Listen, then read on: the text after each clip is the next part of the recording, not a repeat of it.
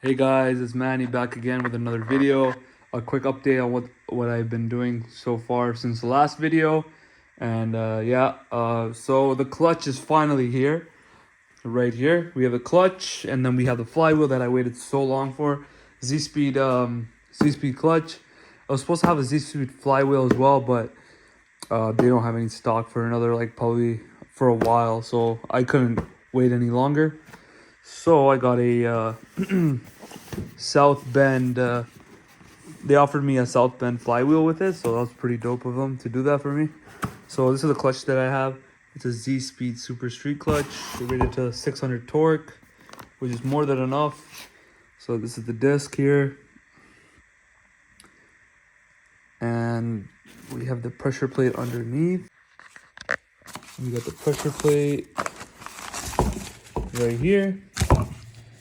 Comes with a clutch alignment tool, pilot bushing, and a throw-up bearing from Koyo, actually. Koyo, yeah, it says somewhere here. Yeah, right here. Now you guys can't see it on camera, but I don't know if you guys can see that. Yeah, there you go, Koyo.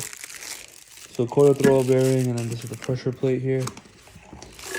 So that's what it looks like.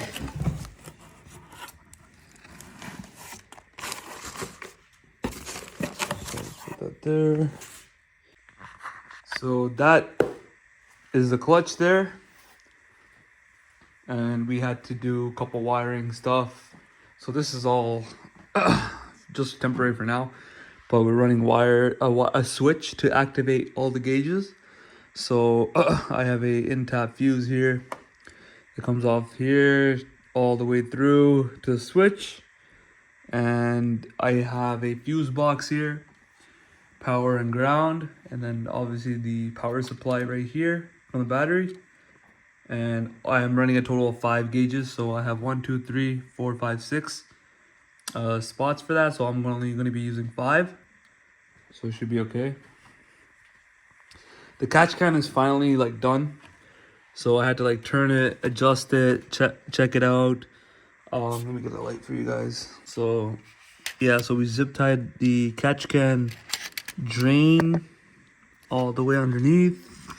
Let's show you guys real quick. So yeah, so this is the catch can drain that comes up from all the catch can right there, that shiny thing right there. Comes around here, and there's actually a bracket, nice bracket here we zip tied it to. And all the way here. So whenever I do my oil changes, I gotta clean that up.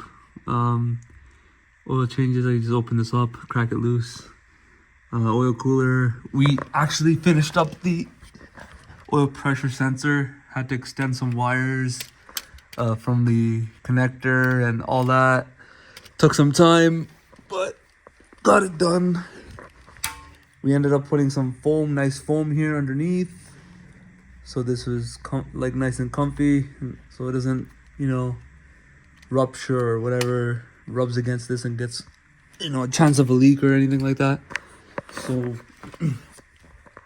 that wiring is going to be coming up from here and going to the fuse box there. So that's pretty dope. My fender liner was broken here, so we ended up actually using some JB weld, and it's for plastic and stuff, so it's curing right now for now. And I took out my fender liners. I have new ones.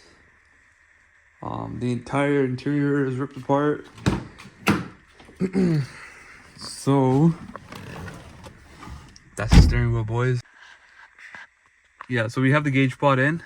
So this is literally the cubby, and then we drilled 3 holes there. Had to remove all this stuff, so it's sitting nice and flush there. And we grinded just a little bit on the sides here, so we can fit all 3. It'll look really nice. Glove box has been taken out so I can run the wiring through the ECU, where the ECU harness goes up until the underneath the cowl here, and it'll go right to the battery.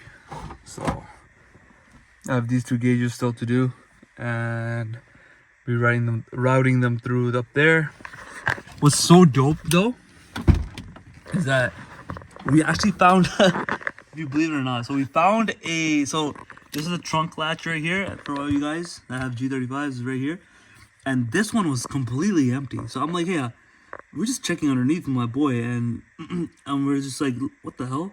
This is completely empty. So we could actually put a switch here. It looks OEM as hell. That's so dope.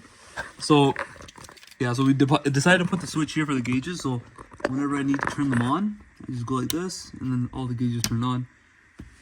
That way, you know, I'm not draining the battery. Because you can do other ways of hooking up these gauges. You can do a piggyback on the fuse here, on a 12 volt when the ignition is on, which is also dope. But I decided to do something different. I didn't want to like the cigarette lighter, for example, would be on ignition, so it'll be a good 12 volt supply. But I didn't really want to go that route. I just want to be different. Just separate all that wiring, all that stuff, to its own independent circuit there. So yeah, so that's it for now. Worked pretty long today on it. Finally, hopefully get it down on the ground, and then can get the clutch installed. Once the clutch is on, then we can actually start putting the kit on and start doing like proper stuff, like as in terms of, you know, putting the turbo piping, all that stuff. So the brackets are made for my boy Gavin, and the entire turbo kit as well. So I'll getting in more detail in a later video for that. But so far we're getting some new brackets here, because this, I have to move it a little bit to the left, like probably like an inch or two, so I can have it properly set. And then this is all temporary for now. I'm gonna have to organize all this stuff later.